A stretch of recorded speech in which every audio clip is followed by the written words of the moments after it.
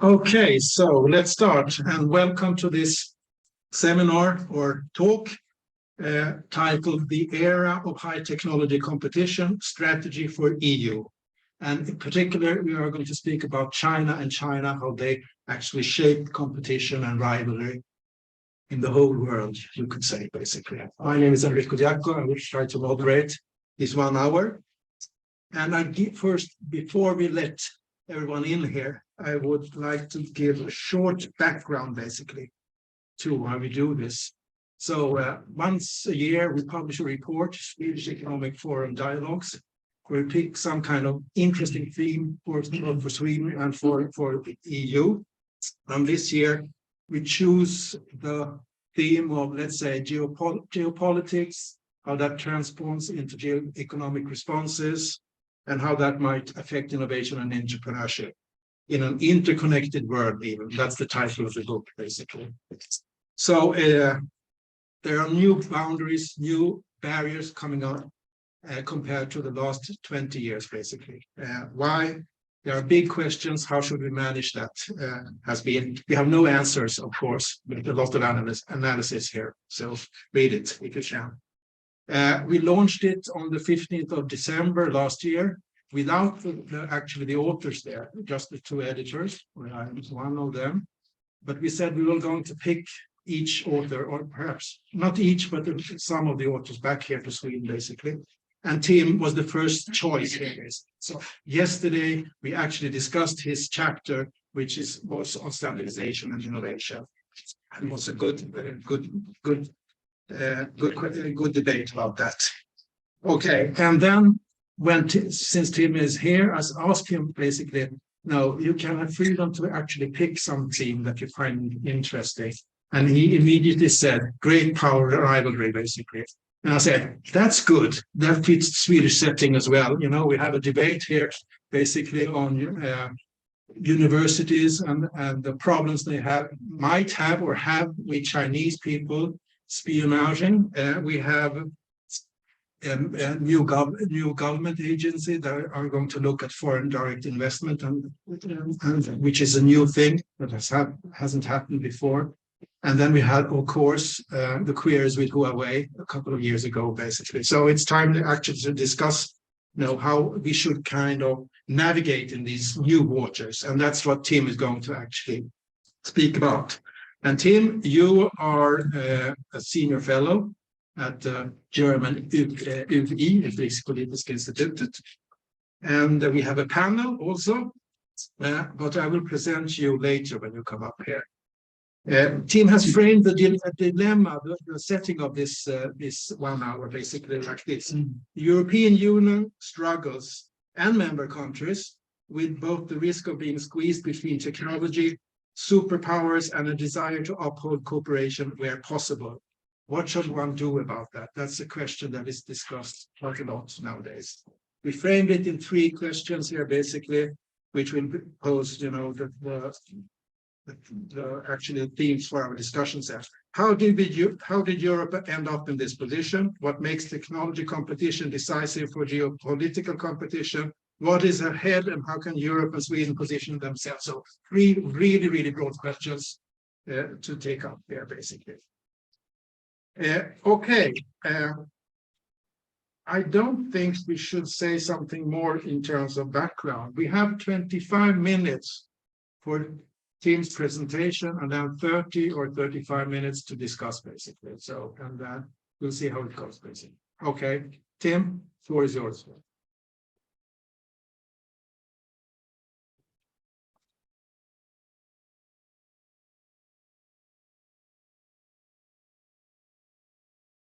Thank you so much for the kind invitation and for introducing me in so kind words, Enrico. I'm glad to be back in Stockholm. I was here yesterday, but I'm looking forward to today's discussion, not least because I've drafted sort of a paper that the panelists got in advance. It's really work in progress. So I'm really curious also to hear a bit from panelists, but also from the audience what you think about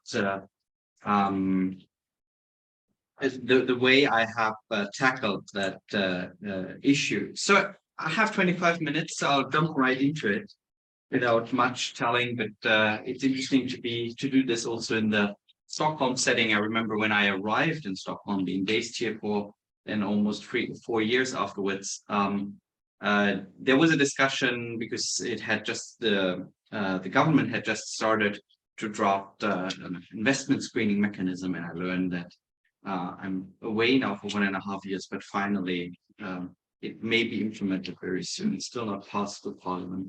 But that, I think, sort of shows a bit of hesitation here in Sweden to, I'd say, accept certain developments. And of course, there's always sort of a risk of the rest of the continent that we jump onto it too quickly. And maybe it's a good correction to be here in Sweden and hear some issues. All right, so on the first, with the first slide, let me start. I'm gonna take this very much through the angle of innovation. I thought the Entrepreneurship Forum may be a good place to discuss the theme a bit from the angle of innovation. And maybe let's start, why are we sort of discussing innovation in the context of the current geopolitical rivalry, but also more broadly, how is that related to power? So I think this is historically not new. I mean, countries who have been technologically advanced, ask the Chinese in the 19th century, how they sort of saw Western colonial powers coming into their country, coming into China, and what the factors are. Technological advancement of the European powers was certainly one factor. So that's not a new phenomenon, but we tend to sort of think, well, if you're innovative, if you're technologically advanced, that also comes with political power. We think so because with innovation, with technological strength, comes also sort of economic might, comes economic progress and advancement. I think very often there's also a clear linkage. Many of the innovation comes actually from military development, whether we like it or not.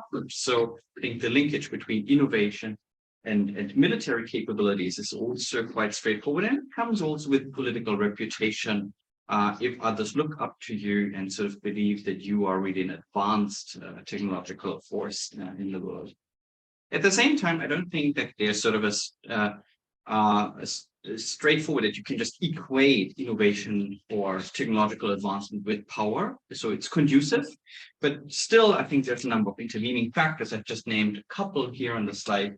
Like, you still need to put that into strategy. If you don't use your technological advancement skillfully, you may it may not translate directly into power. That may also have to do with the organizational structure, how you actually approach that, how you translate one into another. Market power, I think, is an extremely important aspect. Certainly for the Chinese, market size has been really decisive for China to make use of technological advance over the last 2 decades. And leadership may also be a factor here, and I'm sure many others as well. So from that viewpoint, I don't think it's any surprise that China becoming more innovative, becoming more technologically advanced, has sort of also sparked and flavored this rising competition between the United States and China, with the EU certainly leaning towards the Atlantic partner, but still the question then sort of, I don't think we also exactly align with the US, so where do we actually really fit into this? Importantly, if I'm asked sort of where is the central arena of that geopolitical rivalry, I still think it is the technological field, and that is mainly because I think it fuels 3 mega trends, 3 mega transformations that I see shaping international politics at the moment, and also societies. One being the digital transformation, the second being the green transformation that will only sort of succeed if we also technologically advance, and the third then being the power shift from west to east, from the European viewpoint.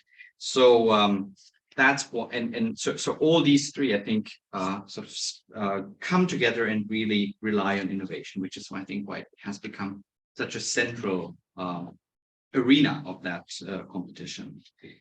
The EU being somewhat caught, I think, between the United States and China, caught in dependencies or interdependencies, something that I will address in my introductory remarks here. I think we should rather speak of interdependencies, but at this moment, many in the EU seem to think about strategic dependencies and how to reduce them. Not necessarily the most conducive strategy, I think, to achieve what we want to achieve. So then how do we navigate in these borders?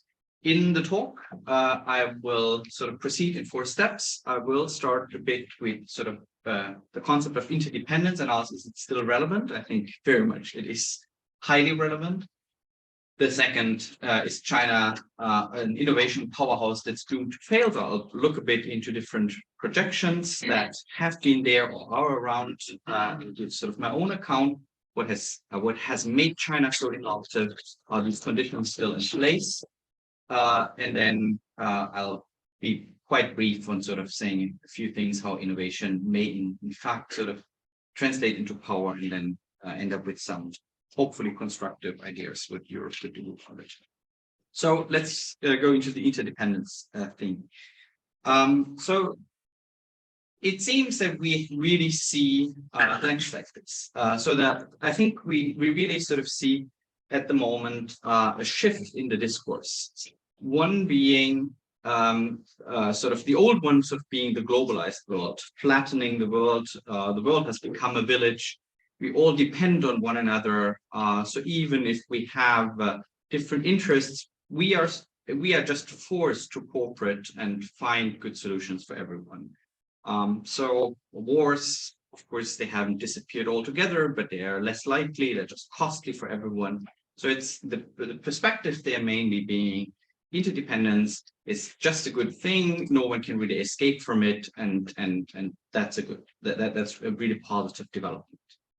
And then in recent years, I think what Farrell and Newman, I've quoted them yesterday as well, have introduced this concept of weaponized interdependence. So where they say, well, all of a sudden, what we see now is that this thinking about dependencies posing weaknesses, posing weak spots to us, if we are dependent on others, but also us being able to exploit the dependencies of others where they rely on us. That sort of thinking where you leverage whatever you have against one another is somewhat back. So this is what I would call here what I'm calling here sort of the geopolitical outlook. So very much a securitization actually of those dependencies. And from that viewpoint, I think see a couple of examples here that won't sort of go into detail, but I mean, if you look at the Chinese are reacting sort of with this dual circulation strategy, where you say, well, we'll still be exposed somewhat to the outside world, but we also want to have sort of more self-reliance reaction to be prepared for US measures against China, be that the trade war that Mr. Trump started, be that export controls that are more in the focus recently from the Biden administration, but sort of trying to sort of respond to that. It could be different and competing infrastructure initiatives, somewhat, I think, responding to China's Belt and Road Initiative, be that the Global Gateway in Europe or other initiatives from Western countries. We can also, and Enrico has already mentioned that, it can also relate to the 5G question and how is sort of Europe responding then to what is being seen, rightly or not, as a security threat stemming from Huawei, be that an espionage, be that coming from sabotage, or simply technological dependence, over-dependency. What if the Chinese simply don't maintain our mobile networks anymore? Isn't that a security threat? But at the same time, if you then sort of, apart from these anecdotal evidences, if you just look at global data, is there retreat? Is international trade now after the pandemic, is it really slowing significantly or not? What you see is there is no real retreat of globalization. If anything, it's a de-sinification that we see, but not a de-globalization. And we also see that quite a number of companies try to de-risk, but not to decouple from China. So, for example, coming from Germany, there was plenty of criticism that the chemical company BASF, that they put 10 billion into China just last year. It was seen sort of as BASF doubling down on China. I mean, clearly what's true about the story is that BASF didn't want to leave the market.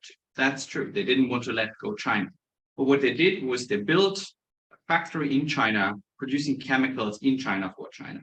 So essentially, it was part of a strategy to build two separate supply chains, supplying to two different markets. And in case any of the two sides would have an issue with imports from the respective other, they would be prepared and could still stay in both markets. That's at least the idea behind it. So is then sort of this globalization age, is it still over? On the next slide. So if dependencies are being sort of seen as a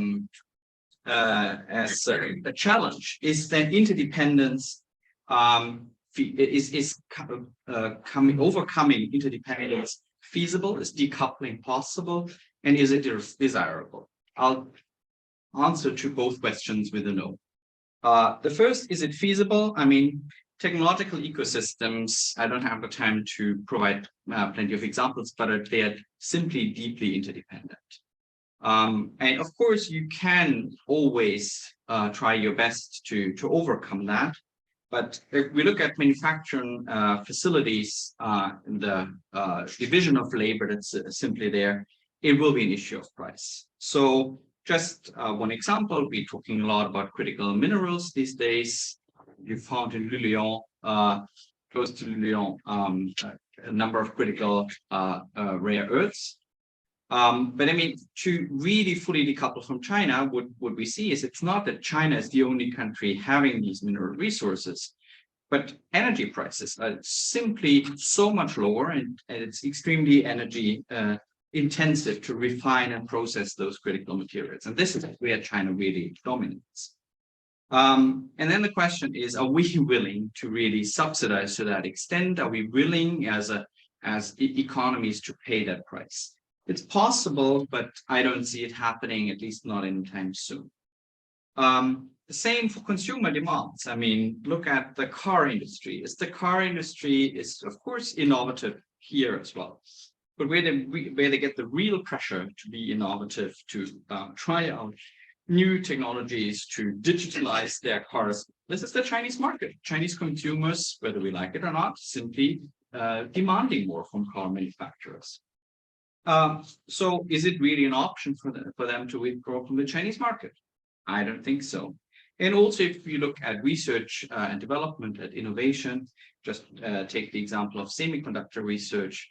If you do an analysis of the most important international conferences doing semiconductor research, you find that at least 1/3 of the papers are co-authored by people from several countries.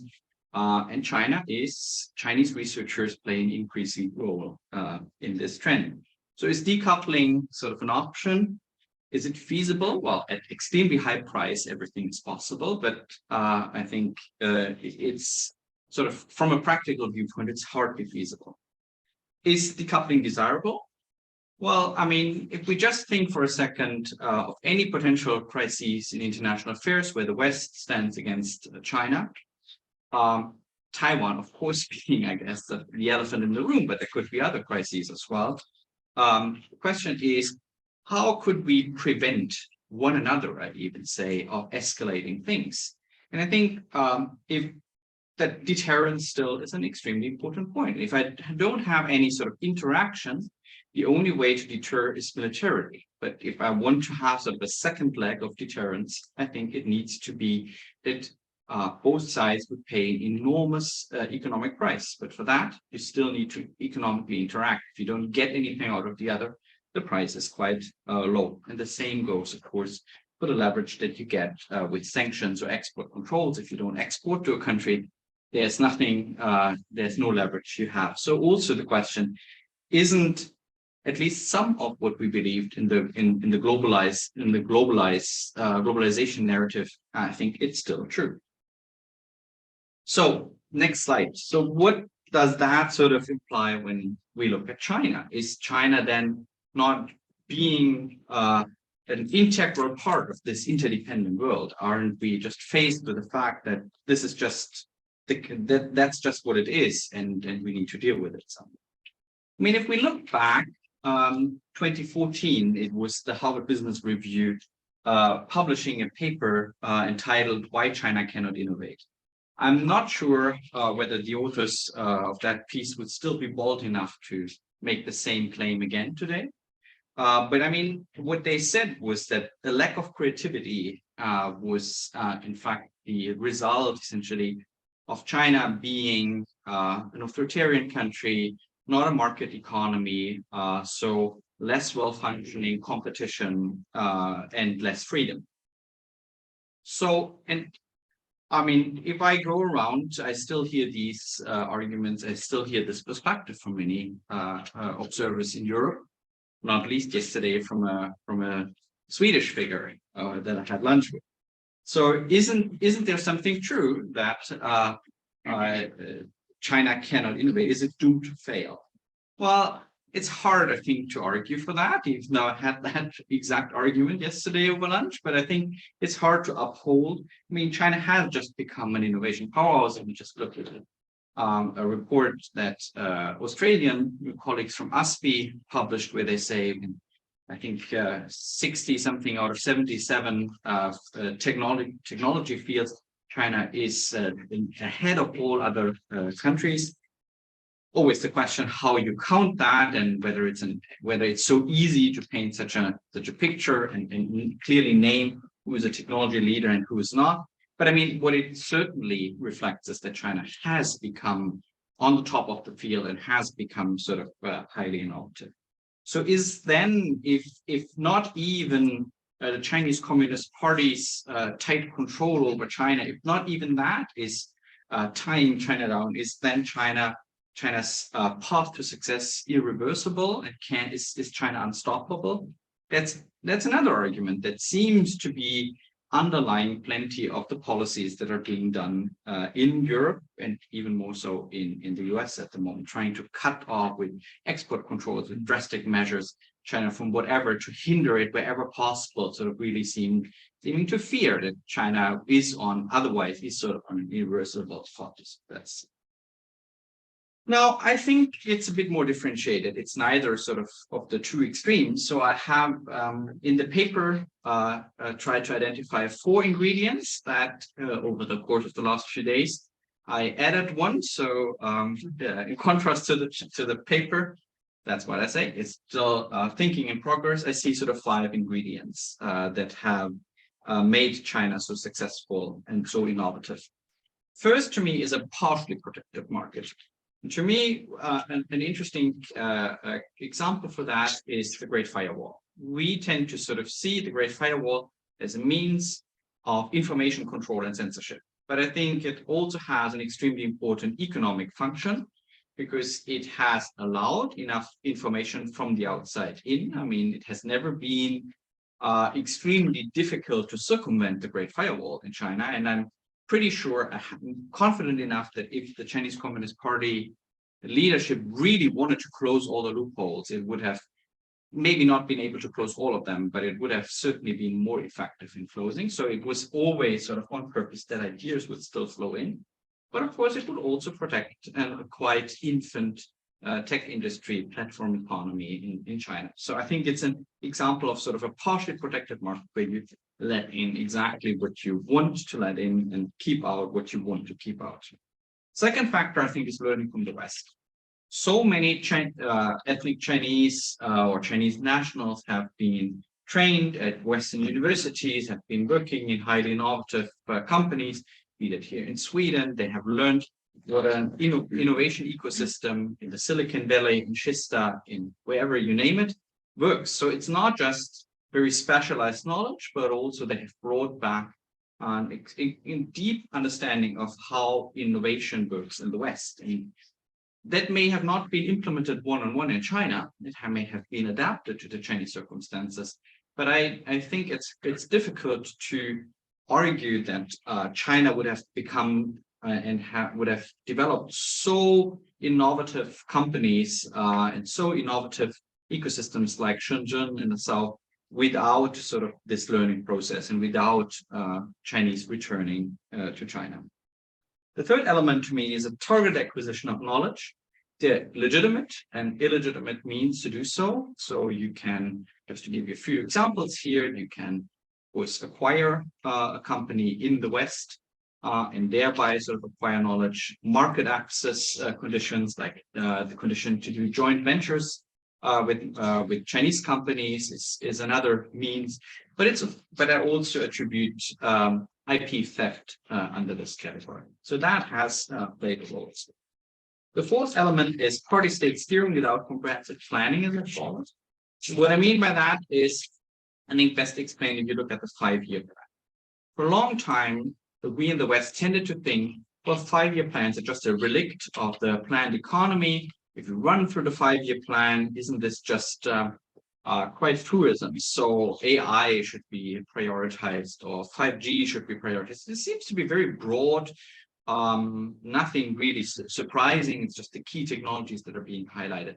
But I think you have to understand how a 5-year plan works in the Chinese context. First of all, it's not just one plan and then it's being implemented throughout the country, but a 5-year plan rather starts a new 5-year-long planning cycle. So there's plenty of sort of follow-up on the regional level, on sort of more specific institutions. But most importantly, it's signaling. It signals to the state-controlled financial system where to put resources. It signals to local party officials where to allow experimentation, how to maybe rephrase and reinterpret regulation to just allow stuff to happen in China. So it's steering without sort of picking clear winners. And the fifth and final element, I think, is competition in a market that is thirsting and really thrilled about innovation. So there is competition in China's market.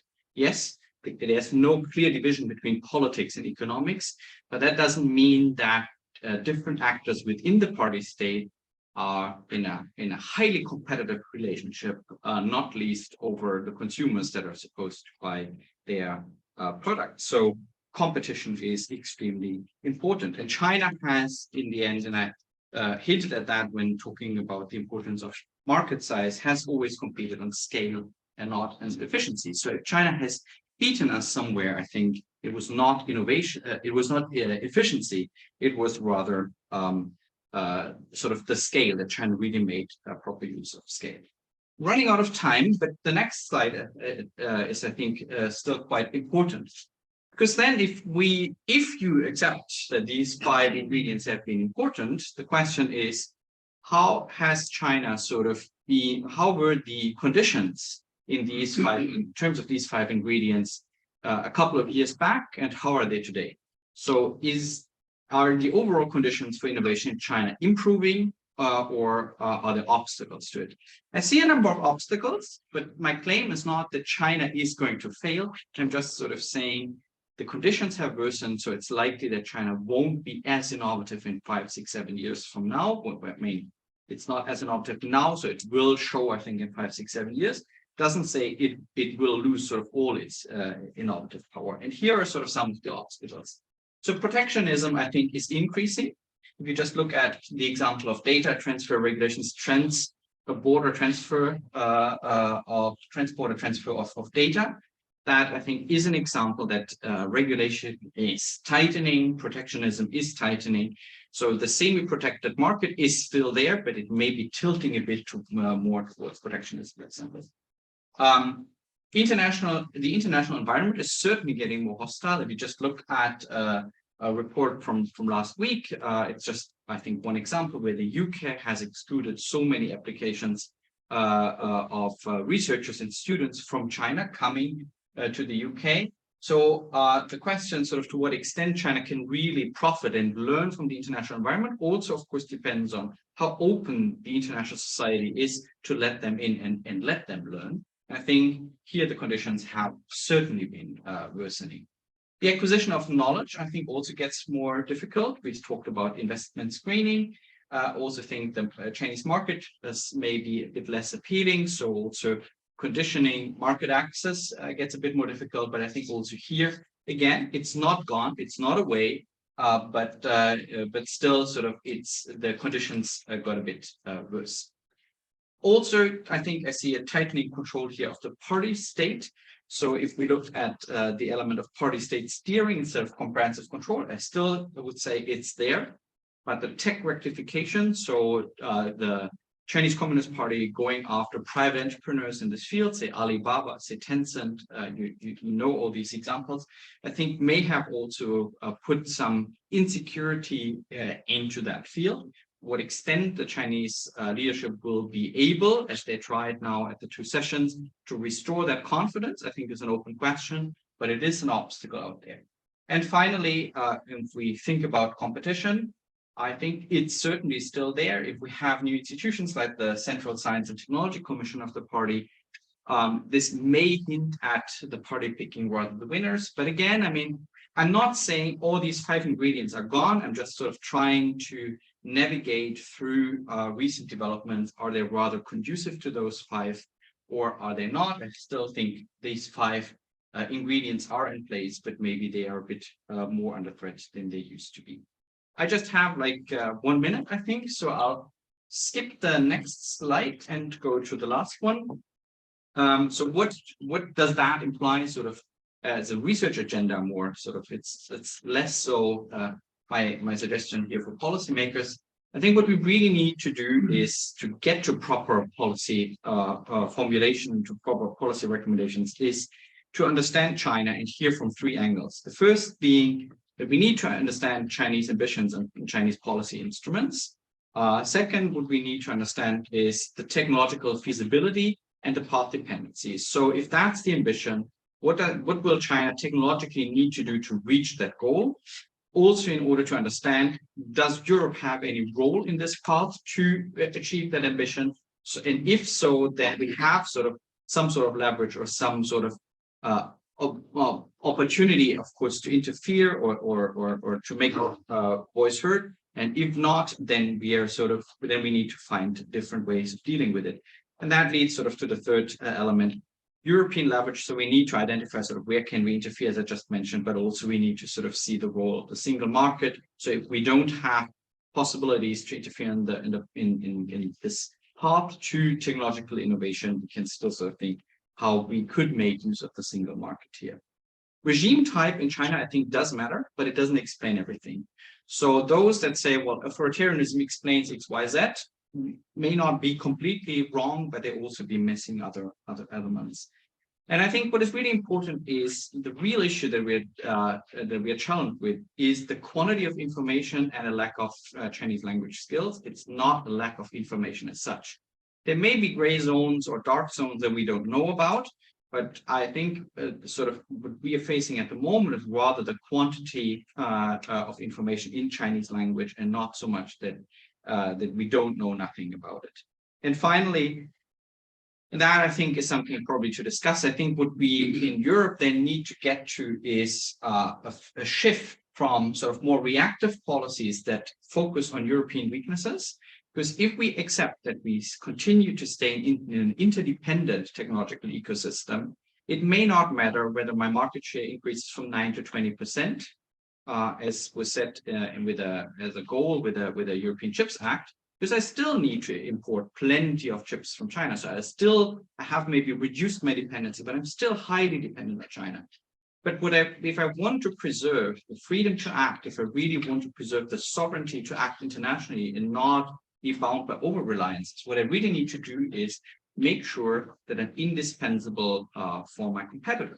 And if that's the case, we need to reshift our focus and think, what are our strengths and how can we develop those into choke points into something that is indismissible for the Chinese in 10, 15 years' time. And I leave it here. Now I have to. I'm serving you the whole time, so I take that. Great. Thank you, Tim. Nicole. Okay, so you seem to be rather optimistic about, the development. No, I don't think so. No. Okay. I read you like an optimist. I don't think so. I mean, Okay. I could also say if we continue with the policies that we implement at the moment, we are doomed to fail. Okay. Because if we stay in this reactive mode, we may increase market share here and there, but we will lose our sovereignty. Okay. I think. Yeah, we'll come back to that. Basically, thank you again, Tim. So I'll ask the panelists come up here and make room a little for you here. So it'll be crowded, 4 people and me.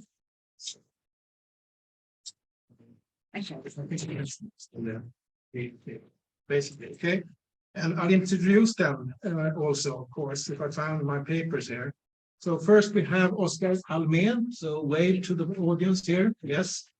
And you're a senior researcher focusing on China and East Asia at the Swedish Defense Research Agency, FOI. Okay. And then we have Lena Sellgren. You're chief economist, Business Sweden, of course. And you've written quite plenty on geopolitical questions lately, I would say, also. Great. Happy to have you here. And Ola Wong, journalist, and you have been stationed in China for many years. And you're now at, you're an author and editor at Kvartal, which is an independent media house. Can I say it like that? Yes, I did say so. Okay, great, fine. Let's start then, basically.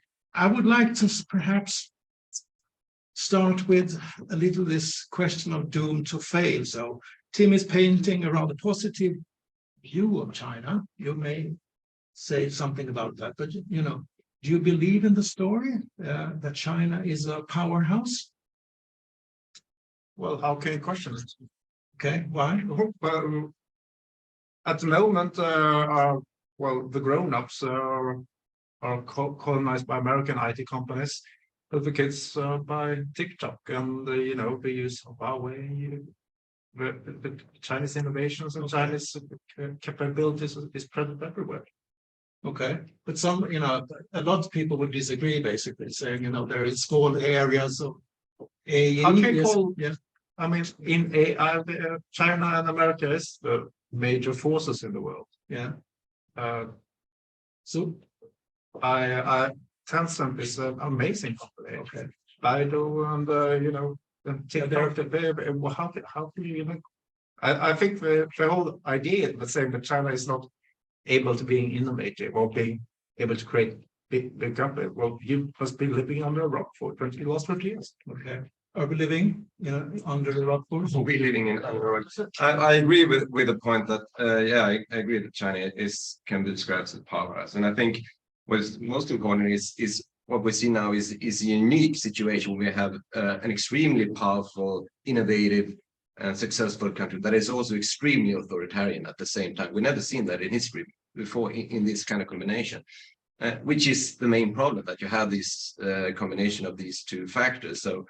I mean, and that is, I would say, at the core of the dilemma. How do you support, well, how do you accept that while you still see this political development? Like if you would see another kind of situation in terms of politics, then you might be more easily for the West to deal with it. But now we have to deal with this situation, which is, I would argue, a threat to the West, not only in terms of China, you know, the direct threat, but also as a symbol. If China succeeds with this model of authoritarian combination with successful economic model, that might be a model for other countries to follow, and that is a huge threat to democracy global. Do you agree? Yes, I fully agree. Okay. And I can add to that, if you look at the Fortune 500, you can see American and Chinese companies and others as well. But I fully agree. And that's why we also see a huge interest from Swedish companies present on the Chinese market, and also the ones looking into the Chinese market. It's a huge market, and it's very innovative and specific fields. But a lot of academics are questioning this, basically, you know, not that there are good companies and so forth, but the last, you know, 3-4 years on the Xi Jinping, you know, there has been this authoritarian line. And you know, that's not, if you want to be at the technological front, you can't steer like you did before. You have to encourage entrepreneurship, you have to encourage innovation, you have to encourage experimentation. Is that not a valid Is that not a valid thing to say when it comes to, the situation right now? Yeah, I think Tim is writing, is dealing with this a bit in the paper, so, and I think it's a valid point. We don't really know right now. I mean, how far will this develop? Yeah. It might be correct that there is a limit to how far you can actually control, but we don't know. We haven't seen this before. Yeah. So, I mean, we can always hope that you cannot use political control in the way, because if you can, it's kind of a scary future. Absolutely. If it only empowers China further to increase its political control. But Yeah, I mean, really sort of following up on that, no disagreement. I mean, so 10 years ago, if you look at the Harvard Business Review piece, I mean, they may have already then really overlooked plenty of the developments, sure. But I think that was sort of informed by this thinking really that you need creativity and openness and competition for it. And I think what China has proven, I mean, I think also before 2014, but let's give them the credit and say in the last decade, is that also under conditions that are really not modeled around what we thought was necessary to be innovative, can still be innovative. Now, I'm still somewhat in this paper subscribing to this perspective by saying sort of, well, there must be sort of a degree of control where this somewhat collapses or where this in fact has an active impact on innovation. Where this precisely lies may be something to find out really in the coming years, whether China has, with tightening control that I see sort of somewhat trends into that direction, to what extent this is sort of tying China's innovativeness down or not, I think is something to see. But I would expect that that's why I'm saying, so conditions are worsening, but the conditions that made them innovative are still there. So that's why I neither subscribe to either sort of this extreme perspective. But is that true? Basically, when we're thinking about what is happening in America, and EU is talking about a lot of industrial policy and protectionist structure. Is that, isn't that the case that we're kind of building up new barriers, new borders towards China? We do, and I think this is one element that probably is hindering China. This is one of the factors. Some are domestic, I think, but others are also that the international environment getting indeed more hostile and closing itself more up. And I think it has been an ingredient of China's innovativeness that it did cooperate or did have interactions with the outside world, including the West. To what extent this will be helping us? Well, I mean, this is a rhetorical question. It won't help us. It won't help China, sort of, but how precisely this plays out, I think, is an open question. And I'm just skeptical to either this perspective of saying, well, apparently that China has disproved that authoritarianism can be innovative, so it will be innovative no matter what they do. I neither subscribe to that perspective, nor do I say, well, since China's an authoritarianism, we'll just need to wait and maybe they've caught up now a bit, but it's no real innovation or to belittle what they have achieved. I think neither of those extremes are correct. Ola, and then Oscar. Well, I think it's wishful thinking to say that the Xi Jinping's policies might be misplaced, but it's wishful thinking to think that they can stop this huge juggernaut. Now, this is the Chinese, system producing a lot of brains that are very capable. And they have proved it. They have a critical mass of engineers, and they have the process knowledge because we have so much production. We tend to only focus on innovation and design in the Western world, and think production is not important. But which engineer gets their salary? It's the people working in production of them, because they are critical. And China has this process knowledge of producing a lot, and that in itself creates a lot of innovations. Now, I would argue that no one is actually saying that the West should totally, or Europe should totally decouple from China. I think that's just a straw man. What people are saying, and even if you go to really quite hawkish people like Matt Pottinger, former presidential advisor of China policy, is that you should do a kind of what he calls constrainment policy, that you should focus on increase the Chinese dependence on your products and decrease your own dependence on the on products on Chinese innovation products economy in different aspects. So what you should focus on is not containment but constrainment, which I think we will talk about quite a lot in the future. Great. Oscar. Yeah, just one short comment on previous discussion. It might be the case that what we're seeing now in China is the result of the previous, not as extreme authoritarianism that was more flexible in ways, and we haven't seen what's so the effects of the current more controlled situation. We'll have to wait maybe. But then a follow up on what Ola said, and also a question here to Tim. I mean, this becomes in a way a fundamental question. You wrote in the paper that Chinese companies sometimes might just be want to make money, right? It might not always be spreading the Communist Party ideology. Well, that might be true, of course. You have different actors and all that. Isn't the problem that it might not matter? Like, even though their intention is to make money, you still empower the Communist Party and the whole system. So how should we react to it? Can we actually separate the two? And if we can't, then we have to ask ourselves, should we either just stop even Chinese companies of engaging just to stop that, or do we have to just accept what we're seeing? So this, I guess, fundamental question. You can answer if you want. Should I react directly? Yeah. I think I have a question then to Lena. You can answer that. Yeah.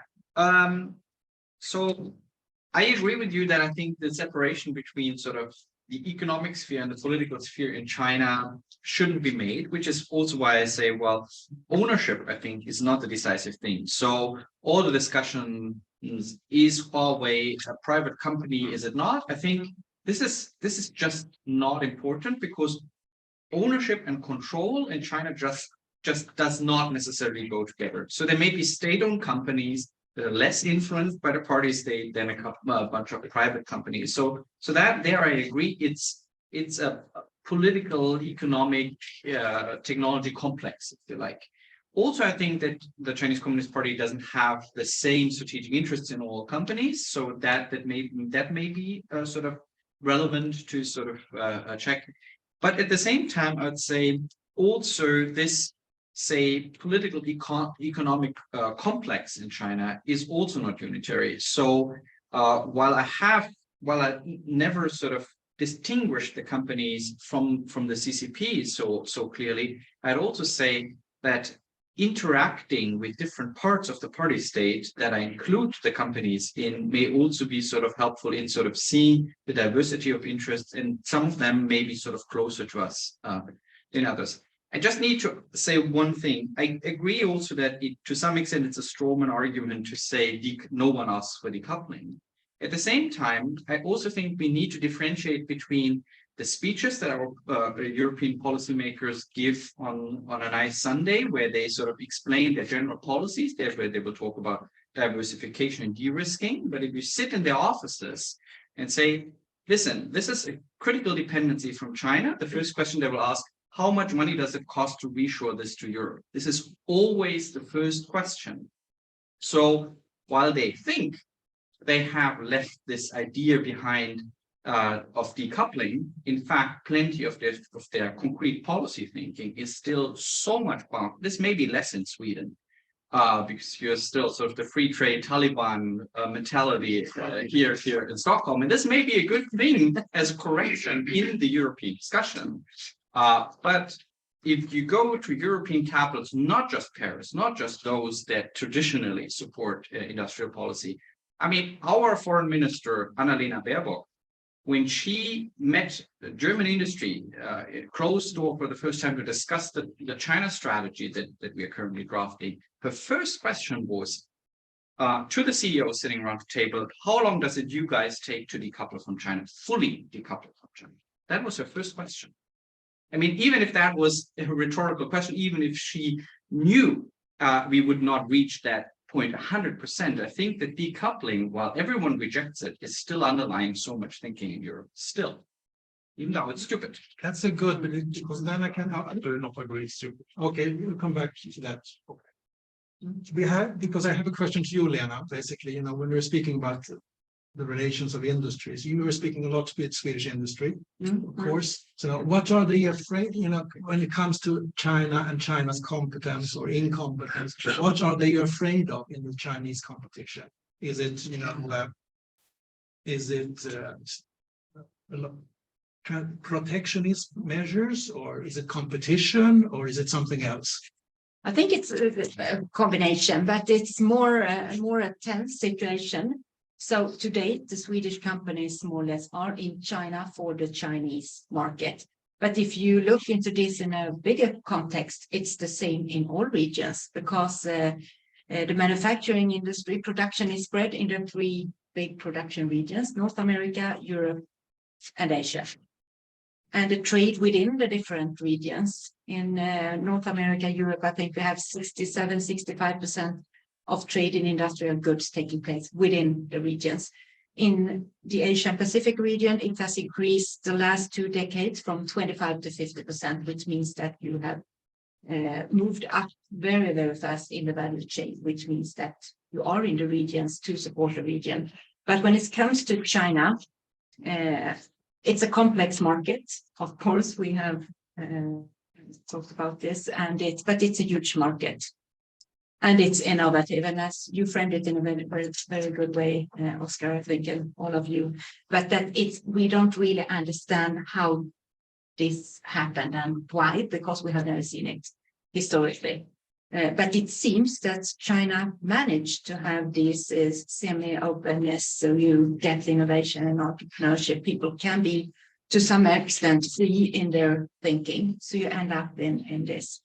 But I think the Swedish companies need more and more help to navigate, not least if you are in the high-tech area with the dual use. If you sell to both business and to defense, it's of course an issue, and it could be a problem, of course, if something will end up in a situation that we don't want to, for example, Taiwan.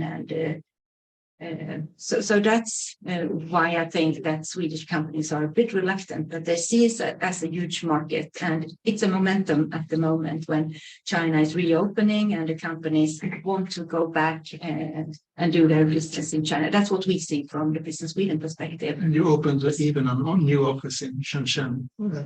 Yeah, or we more say maybe that we broaden our footprint that we have in the region. Yeah. We have one office in Shanghai, one in Beijing, and now we have a co-working place so we can support the companies. Of course, Shenzhen is where they do the tech scouting, finding partners, and then we need to be present because China is not one market. No. It's huge.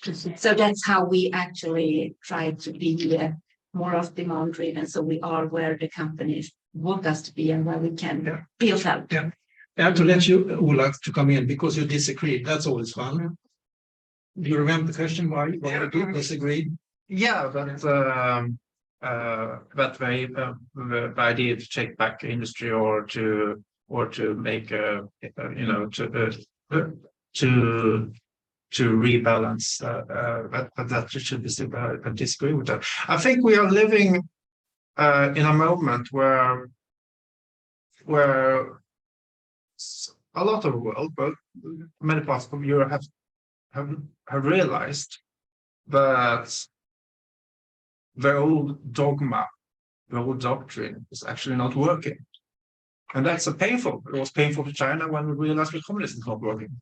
And now we realize that, you know, the doctrine of open borders and open free markets and away with all the regulation, that would automatically benefit everyone. I mean, that just doesn't work. We are tired of Germany and Sweden. It's tied its future to the whims of fewer states, Putin and Xi Jinping, who are about or already in the process of expanding their territory with military means.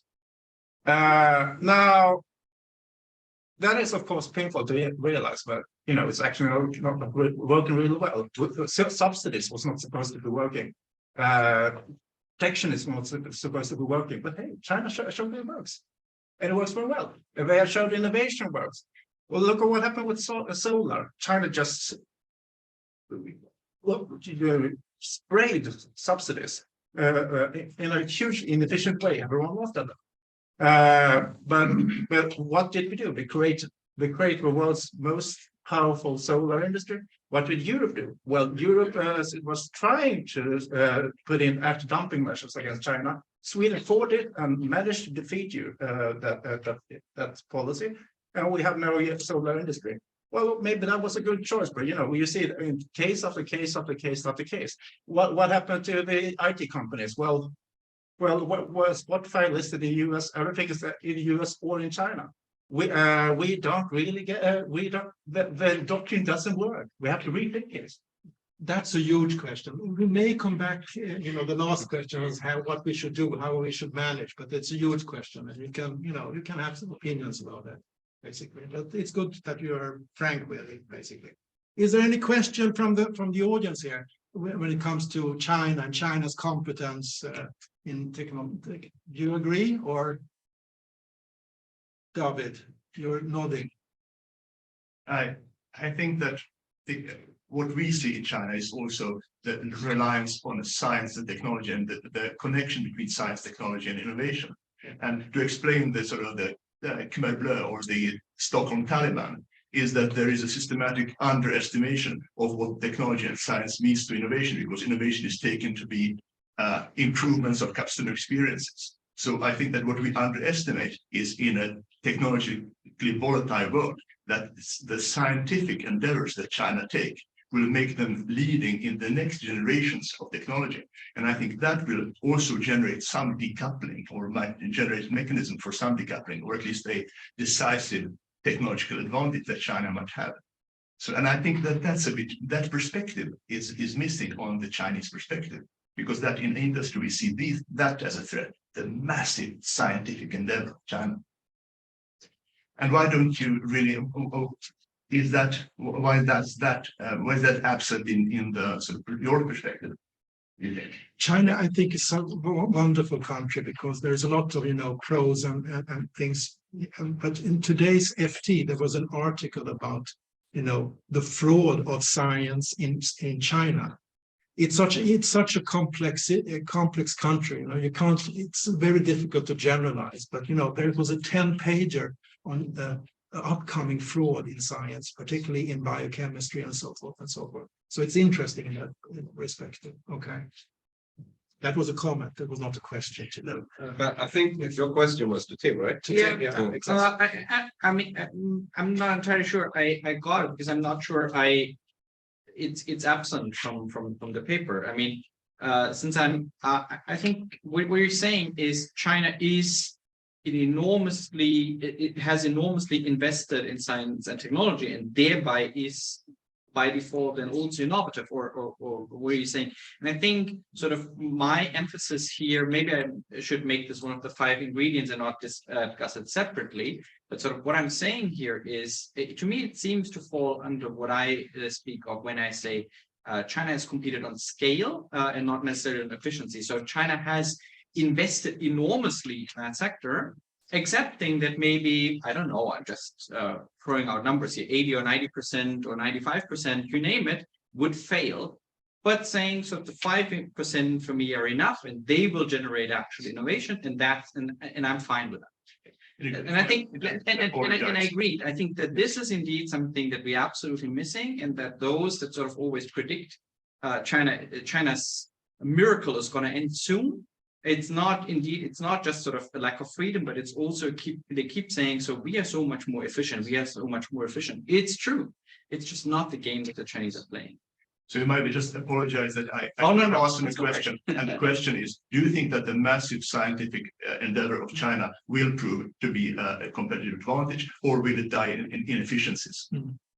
And maybe you have partly answered that. Yeah. Okay. Great. So it's 1 o'clock. basically, I have orders to say, stop the online. But if you, can we continue 5 to 10 minutes? Sure. More, is that okay? Yes. And if someone wants to go from the audience, do that here. But then I thank people online. Write questions in the chat. We try to answer them basically in the future. But otherwise, it's closed basically. The online. So we continue there.